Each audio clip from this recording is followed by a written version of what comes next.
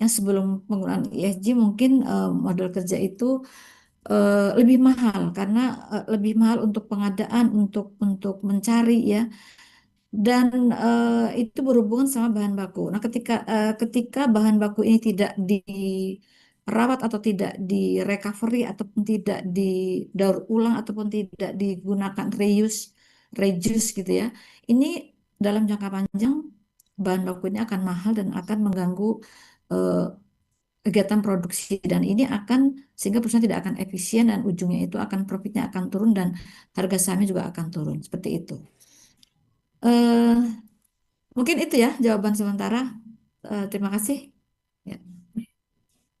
Thank you so much, Professor Mulyantini, for your answer. I think I don't need to explain more because it is already in Bahasa Indonesia. But unfortunately, ladies and gentlemen, I limit only for two questions since now is 2:45. And I would like, thank you so much for being very enthusiastic in asking the questions for our beloved students of economics and business faculty. Don't worry, we will have two more guest speakers or keynote speakers today here. We will have Associate Professor Dr. Nico and Professor Honoris Causa Martinel, PhD. So don't worry, keep your questions for the next presenters, okay? So don't worry, just what is it? Your hand, please put it down. Do not raise your hand anymore. I know. Thank you so much. Well, thank you, Professor Rosaini. Thank you, Professor Mulyantini and Professor Ari for your answers today. And thank you for being our speakers today. It is again a great honor for us to have you here giving more knowledge to our students, especially our participants from not only from Universitas Pancasakti Tegal, as you see here, as you have just heard, also from Universitas Diponegoro. Thank you. Now, ladies and gentlemen, I would like to open to the next sessions. I'm sorry for the next sessions that I would like to invite our honorable speaker, Associate Professor Dr. Nico Irawan from Thai Global Business Administration Technology College, Thailand. Dr. Nico, are you here? Professor Nico, are you here? Yes, I'm here, Dr. Yoga. Ah, okay. Nice meeting you again. Yeah. Okay. It's Yes, like yes. old friend meeting in a Zoom meeting. Okay. Well, ladies and gentlemen, I would like to read a short profile of Dr. Nico Irawan. Please. He is now the Executive Director for International Affairs of Thai Global Business Administration's Technological College, Thailand, and Director of PhD in English Language Teaching, Graduate School, Stamford International University, Thailand. Scroll down, please. Yep. Stop. Thank you. Yeah. It's okay. Indonesian educator, researcher, academic leader, and international international relations practitioner based in Thailand. Dr. Nico Irawan combines expertise in English language teaching, applied linguistic, digital, and intercultural literacy, cross-cultural communication, business and management education, and the internationalization of higher educations. His portfolio spans doctoral program leaderships, international partnership development, teaching, research, publications, journal service, visiting lectures, and student mobility initiatives across Southeast Asia and wider international network. Core expertise, English language teaching and applied linguistics, academic partnership and students mobility, digital intercultural literacy, educational technology and online learning, cross-cultural communications, global business marketing and ASEAN studies, internationalization of higher education, research methodology, bibliometrics, and academic publishings. Thank you. That's his short biography of Dr. Nico Irawan, or Associate Professor Nico Irawan. You have about 15 minutes to present your topic today. Please do. Thank you. Okay, thank you so much, Dr. Yoga, for the opportunity here. Okay, good afternoon here, everyone here. Okay, I would like to share because my PPT may be a lot, so that's why I need to wrap up my PPT, and I would like to share about the impact of AI on business innovation here. And I think in Thailand, I have 2 points. I'm teaching English and I'm teaching also business. So that's why I have to ability to experience this also. And perhaps, yeah, we can share here because I don't want to teach you everything because, everything is based on the AI. Like even now we are teaching and we use AI and we write the paper also we can use AI, but AI is always in our heart now, in our life here. And this is the content that I need to share with you all. And the first time I talked about the introduction to AI, I think everybody knows about what is AI, artificial intelligence. And AI is come from the language like NLP, and AI also the system come from the linguistic. So that's why if you learn about the language, you also learn how to AI create it. And when you put some information to ChatGPT, ChatGPT also will help you to give the information or satisfy everybody to get the good information here. Like, what is AI exactly? And AI is a machine that can replicate human-like thinking. So AI is a robot, and AI is like a chip that make we can say like a cloning for the brain cloning here. But AI is a system now. Everybody try to develop AI in the robot, and exactly, AI is from linguistic. So every word, every time that we learn about the language and we learn about the business and we learn about the AI, also AI is like from the NLP, natural language processing here. And AI is a machine learning to help everyone, yeah, to get the information. But I think do not trust AI so much because sometimes AI just make uh, satisfy the people. Like you ask the AI or ChatGPT about the information, and AI give it to you the good reason, the good information. And also AI also can work because in Google and in the social media, we post. Imagine that we never post everything in social media, in the Facebook, in many like a TikTok and others. AI cannot read. So that's why AI just read from the internet connection, Google or other sources, maybe Yahoo and others. So that's why we can see the history of AI, artificial intelligence here, like from 1950, maybe only the Turing test, and then the end is 2025 is right for multimodal of agentic AI here, which is now expert. By 2026, I think more expert again. So this is the history from AI. Maybe a long time ago we don't know what was AI, but now we know that AI just to have for the writing and for the information, like a machine learning. But in the future, maybe AI will increase into ASI, artificial super intelligence.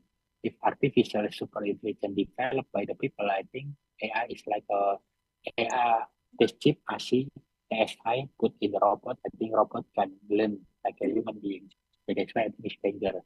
In several countries, like the manufacturer use AI, robotic AI, and mostly they cut some human resource to work because AI can replace.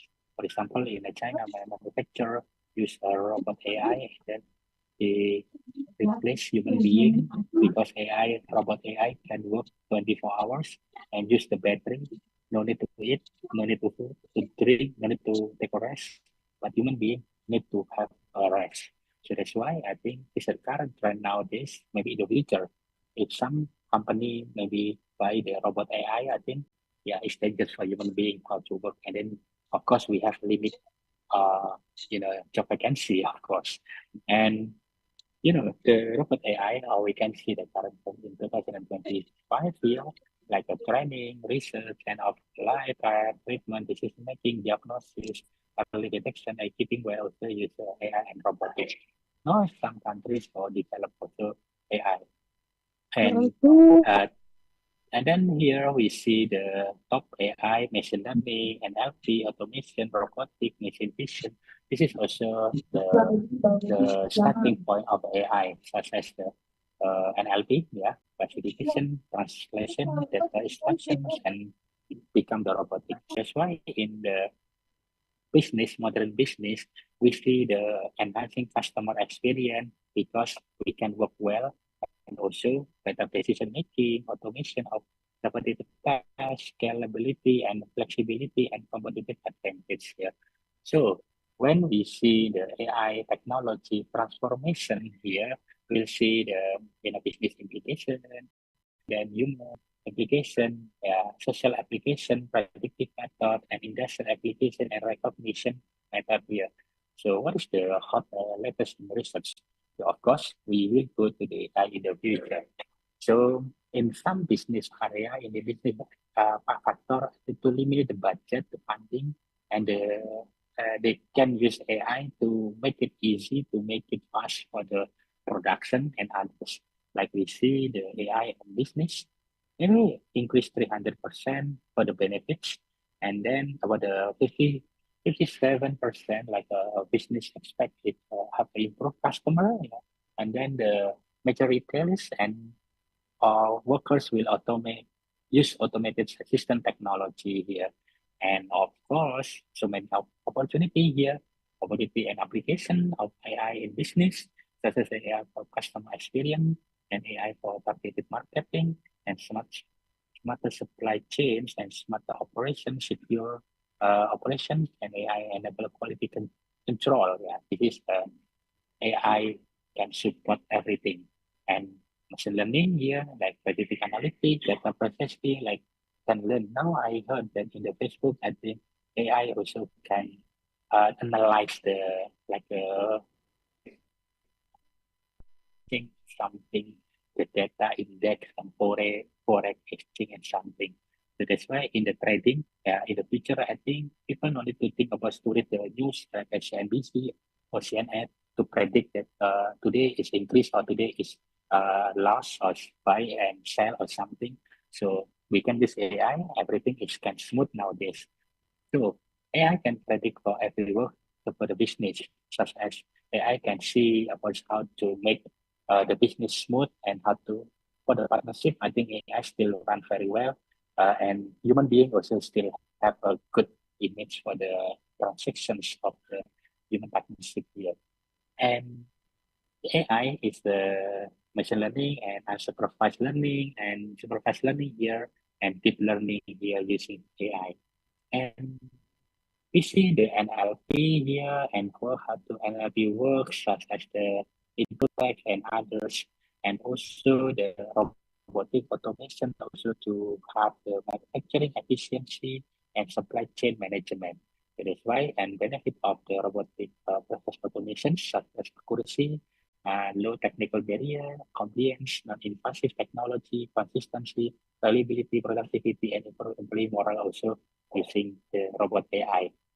Maybe in Indonesia, if one factory or one company also buy the system about AI to use in the industry, I think yeah, of course the technology will be advanced, but the problem also comes, especially about the job opportunity.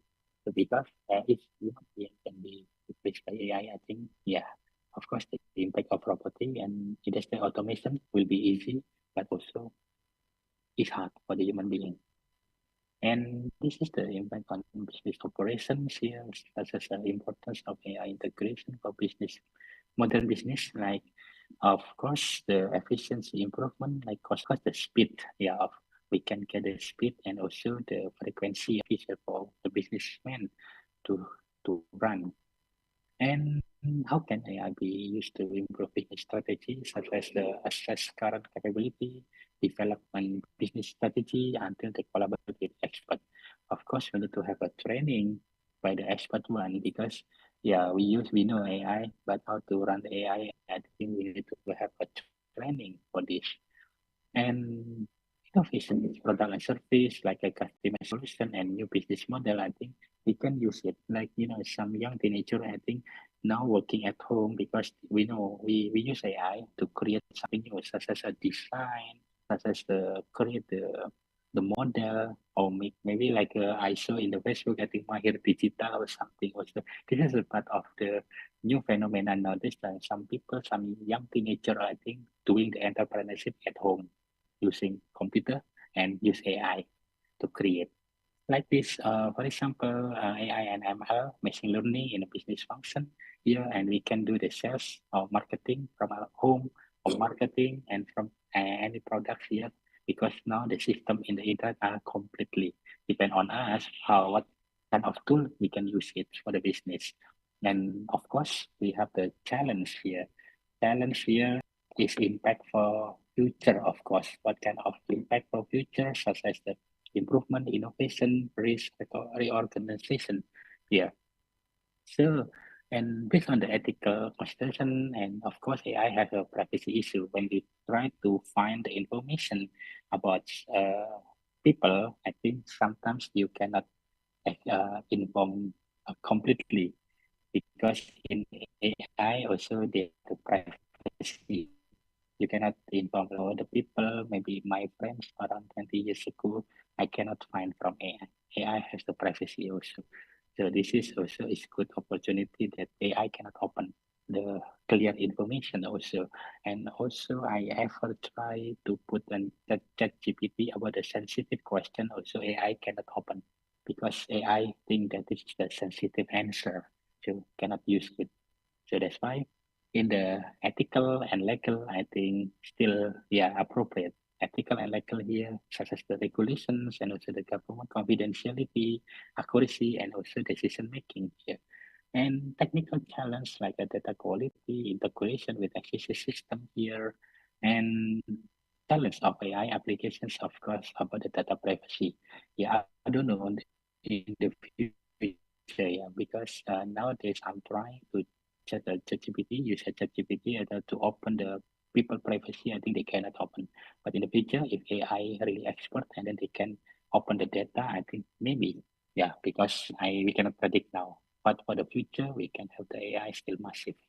And yeah, workforce implication, job displacement, of course, the impact of AI. I think about the job displacement. Maybe human being can be replaced by AI, and then the businessman will be happy because they can use AI, robot AI, and then don't need to use human being again, because the human being can work only 8 hours and including the food and relax, but robot no need to relax. And the next is about the case study of business AI cross industry, healthcare, automotive, manufacturing. About the case. Maybe in the future, and hospitality, and also in the hospital, also education now use AI also. So many industry can use AI here, like in Thailand also, some parts also use AI, like train now. When you come to Thailand and you use MRT, there is no like driver, or we can say like machines. There is no there's automatic, all automatic, no pilot for the human being to operate the train. Yeah, this is automatically. So that's why I think now Islam industry is efficiency, and application in business such as analysis one of that automate process, and others that make prediction, and others also you can use AI. The implementations, of course, like a technology industry sector innovations, we can create AI. So like now some information like you put in ChatGPT, and also you can get a result like, oh, for example, Dr. Nico here work here, and then was a specialist. I think you can use AI here, because I have the data in the Google. Maybe if the in Google no information about me, maybe yeah, AI can read me, can do not know about me.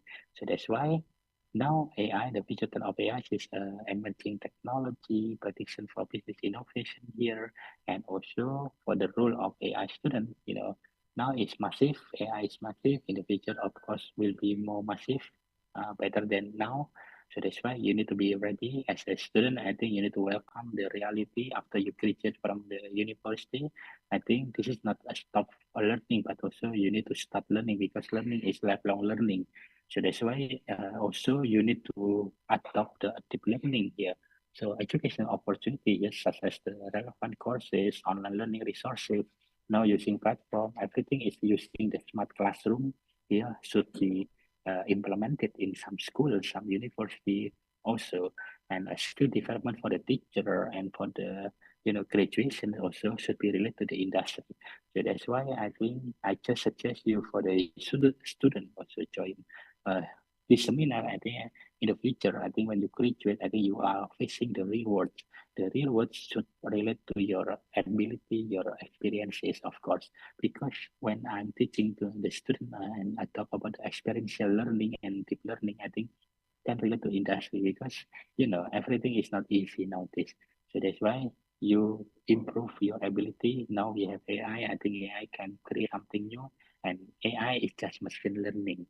Only human being can operate AI. So that's why you use AI for the benefit for your life and for your upgrading information here. That is the environment, learners, and technology here is AI in education is of course related to your specific purposes here. So for the current part in AI emerging roles, industry demand of course are vital as necessary. So that's why use AI for any purposes such as the business intelligence developer, bridge data engineer, and others like data analytic here. So that's why for the last is the conclusion here, where AI contribute to education. Yeah, of course, various learning pathways, shared learning, tracking student performance, predictive analytics, effective reservoir, and instruction facilitation. So that's why the key point for the future that try to do best for your future because the future is still absurd. But now, if you can play the future, because now AI is always come along with us in our environment, so you can use AI for your work in the future because so many competitions in the world nowadays. And if you come abroad, of course, so many competitions.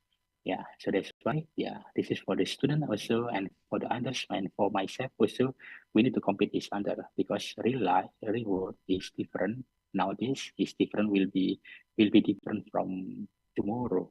So that's why innovation, culture of innovation, adaptability, open-minded should be used and also the benefit of AI common engagements, yeah, consistency, moderate, and be professional for your job. So that's why there's impact of AI. Just prepare because yeah, you need to embrace the change and also lifelong learning because this is the important for everybody. And I always adopt the lifelong learning because only learning I think it's not enough because the people always should learn before 1 minute before they die or they pass away. So that's why please adopt this one lifelong learning. After you graduate from the university, you need to use motivation to learn. Okay, this is the habit of lifelong learning, and also from the beginning until the end, yeah, you need to study and study and study. Yeah, thank you so much. And, I think I hope this my presentation is beneficial for everybody here. Thank you. Thank you so much, Professor Dr. Nico Irawan. Thank you for your compelling presentations today. We learned a lot from you that emphasizing that examining AI's role in business innovations like machine learning and natural language processing, if I'm not mistaken, correct me if I'm wrong, and it is boosting efficiency, decision making, and the new models also. It waives benefits like cost saving, personalizations against challenges such as ethics, data quality, and job displacement and skill gaps that you have mentioned in your PowerPoint. Do not raise your hands first, dear students. We still have one more speaker. Don't worry. I will engage you to the question and answer session after the last speaker we have. Ladies and gentlemen, thank you once again, Dr. Nico. Last time, I think we visited the Thai Global Business, I think it was in 2023 at that time. And send my best regards for Dr. Pratana Srisur. Yes, sure. I will send the recap Yeah, to thank Dr. you. Patana. Thank you. Yeah, thank you. Thank you. It's an honor for us to have you here, Professor Nico.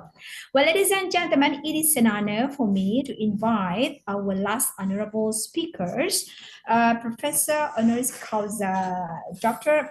Martin Dahl from Lazarski University, Poland. We have, before we listens to his presentations, I would like to introduce you a bit about Professor Honoris Causa Martin Dahl at Lazarski University. Well, Professor Martin Dahl was the Dean of the Faculty of Economics and Management at Lazarski University in Warsaw, Poland. He holds a PhD in political science, and his academic expertise spans economics, policy, political economy, and the history of economic thought. Professor Dahl is actively engaged in international academic collaborations and research, with a particular focus on the European Green Deal, sustainable development, ordoliberalism, and the social market economy. He leads several international and European funded projects, including Jane Monnet modules, and regularly participates in conferences, seminars, and joint research initiatives across Europe and Asia. As a scholar and academic leader, Professor Dahl is deeply committed to fostering global partnership, promoting innovation in higher education, and integrating sustainability and ethics into economics and managerial educations. Beyond academia, he is passionate about the leadership psychology and decision making, reflecting his interdisciplinary approach to teaching and research. Ladies and gentlemen, welcome Professor Honoris Causa Martin Dahl. Are you here? Yes, thank you so much Okay. For the invitation, for the possibility to be here. So it's a great pleasure for me to take part in your conferences and different events.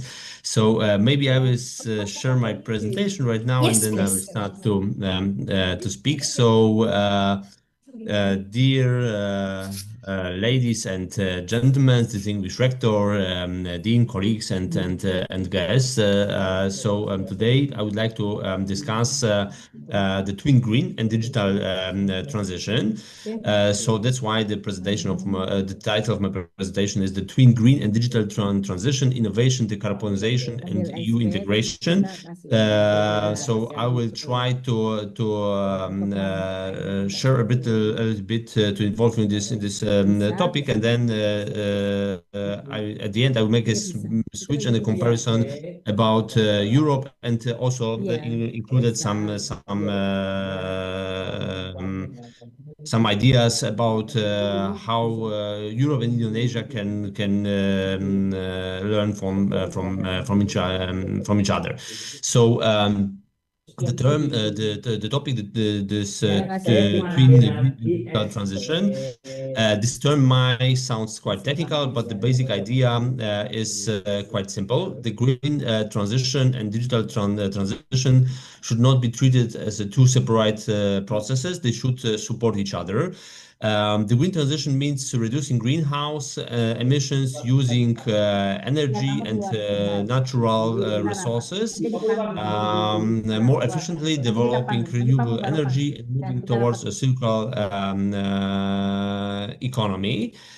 The digital transition means using data, AI, cloud service automation, digital platforms, and modern communication systems. When these two transitions work together, digital technology can help economies become cleaner, more efficient, and more resilient.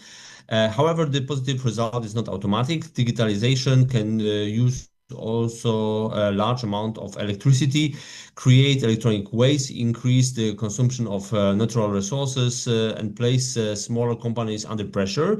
Digital technologies can support climate neutrality, but they can also create additional environmental costs if they are not properly managed.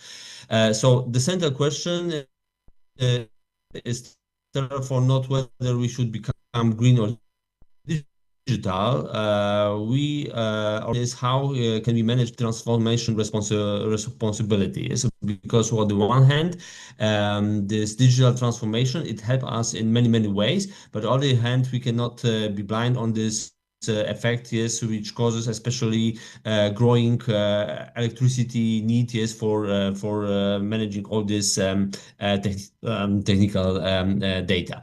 So EU provides in this case a quite important, interesting example because European Union has largely committed itself to achieving climate neutrality by 2015. It has also committed itself to reducing the net greenhouse gas emissions by at least 55% by 2030, comparing to the level of 1990.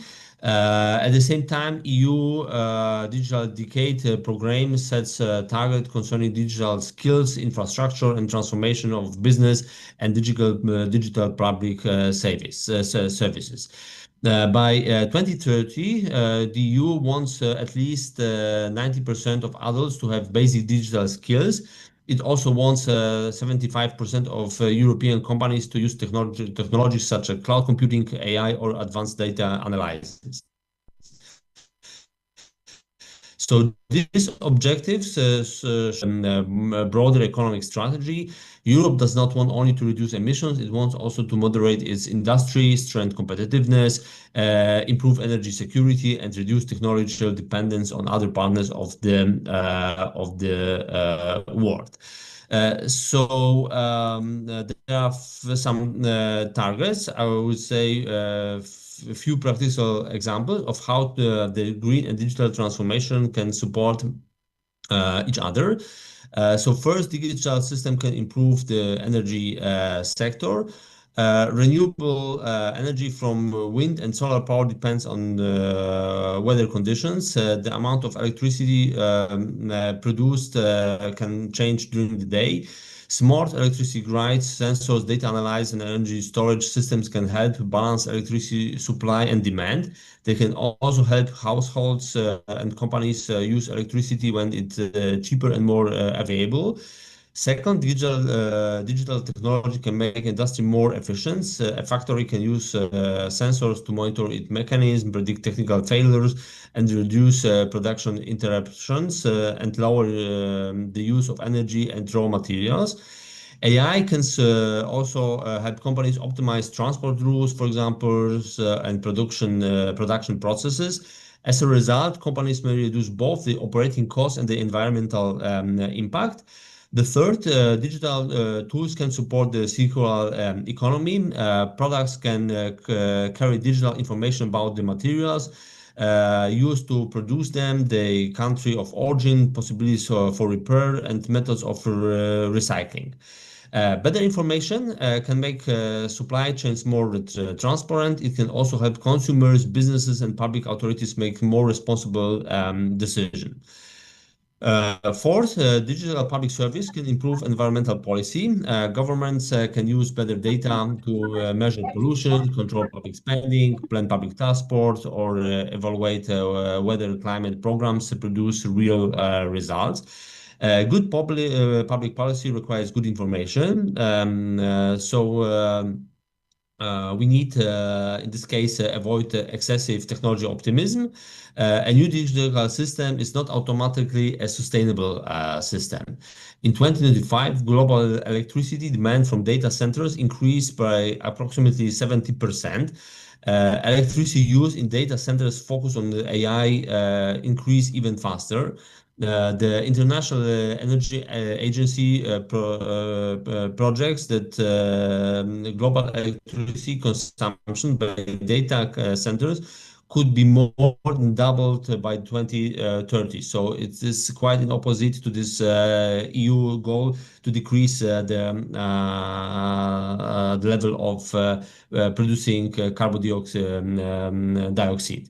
So the prediction is that in 2030, we will reach approximately 945 hours. This would be slightly more than currently annual electricity consumption of Japan. Yeah? So it is quite a huge increase. AI can help manage energy systems, improving industrial efficiency, support scientific research, and develop new climate technologies. But it means that we must look at both sides of this equation: the energy used by digital technology and the energy served through digital technology. So we must also consider what economists can call the red-bound effect. When technology make service cheaper, faster, or easier, people might start using more of these services. As a result of some of the original efficiency gain can be lost. For example, more efficient transport may lead to more journeys. Faster online shopping may lead to more deliveries, more packaging, and more higher consumption. Especially this we can see during the COVID. Yes, on the one hand, the consumption get lower, but on the other hand, we move it to online shipping. Yes, and the waste production was increasing through this online shopping. The same with digitalization can therefore reduce the use of resources in one area while increasing total consumption in another. For this reason, the twin transition needs clear public goals. Innovation is a tool; it's not a goal itself. The goal should be higher productivity, lower emissions, greater economic resilience, and a better quality of life. The twin transition is also changing the nature of European integration. For many decades, European integration was built mainly through peace, trade, common institutions, and the European single market. Today, European integration increasingly includes common energy rules, climate targets, digital standards, cybersecurity, data governance, and industrial policy. This creates important benefits. Common rules can reduce uncertainty for companies. Joint investment can support energy networks, scientific research, and digital infrastructure. However, common rules can also create costs. Richer regions, larger companies, and highly qualified workers usually adapt more quickly. Poorer regions, small or medium enterprises, and workers employed in traditional industries may experience much more greater difficulties. If the green and digital transformation is seen only as a project for large cities, technology companies, and higher educated social groups, public support for the transition will become weaker. Therefore, the transition must be also first. A fair transition means access to education, professional training, finance, modern infrastructure, and affordable energy. It means helping workers move from declining industries to new formats of employment. It means giving small companies practical assistance and not only imposing new reporting duties on them. So. Going to the five guiding principles. The European Union and Indonesia compared the negotiations on a comprehensive economic partnership agreement in September 2025. As of mid-2026, the agreement will still going through the legal and institutional procedures required before its signature, approval, and enter to the force. Nevertheless, it demonstrates a clear intention to develop deeper cooperation in trade, investment, service, technology, and sustainable development. Another important development in the EU's carbon border adjustment mechanism is that they define phase of the mechanism became on the 1st January 2026. CBAM applies the selected carbon initiative products imported to the EU. Its purpose is to ensure that the carbon emissions conducted with imported products face or a carbon cost comparable to the cost forced by producers located within the EU. For exporters, this means the measuring emissions, collecting reliable environmental data, and improving production efficiency are becoming important elements of access to the European market. This is not only a challenge, this can also become an incentive for innovation. Companies that invest early in cleaner energy, efficient production, emissions measurement, and transparent supply chains may gain a competitive advantage. And the universities can support this process through research, education, and cooperation with businesses and public institutions. So, in my view, five principles should be given, should guide the twin green and digital transformation. The first principle is integration. So, green and digital policies should be designed together. The second principle is measurement. The governments and companies should measure real results. We need to know whether a new technology actually reduce emissions, costs, or waste. The third principle is inclusion. So small companies, workers, students, and less developed regions must have access to skills, finance, and infrastructure. The fourth principle is responsibility. Technology must serve people. AI and digital platforms should be transparent, secure, and subject of meaningful human control. So economic efficiency should not be achieved on the cost of fundamental rights, privacy, security, and social trust. And the fifth principle is international cooperation. Yes? So climate change, digital markets, supply chains, and energy security do not stop all national borders. Europe, Indonesia, and other international partners needs dialogue, common standards, and where is of course possible, and respect for the different economies and developmental conditions. So let me sum up. So the twin green and digital transition is not simply a technological project. It is a transformation of our economic model. It changes how we produce, consume, trade, work, study, so almost in every area. A digital economy that uses more energy but does not reduce waste is not truly green. At the same time, a green policy that ignores innovation may become too slow, too expensive, and too difficult to implement. The real opportunity appears when digital innovation supports decarbonization and when climate policy supports knowledge, developing cleaner technologies, improving professional skills, and